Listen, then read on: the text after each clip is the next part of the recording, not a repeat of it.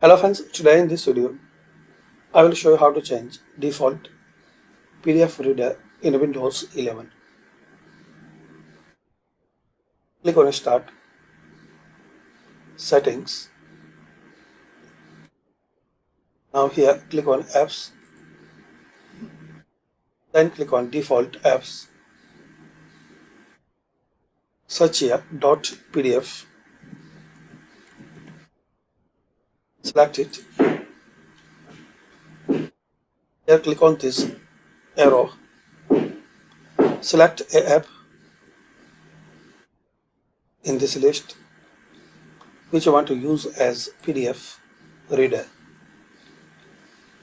Then click on OK. Now close it and restart your system. So this is the basic way to change default PDF reader in Windows 11. Thanks for watching. Share, like and subscribe this channel.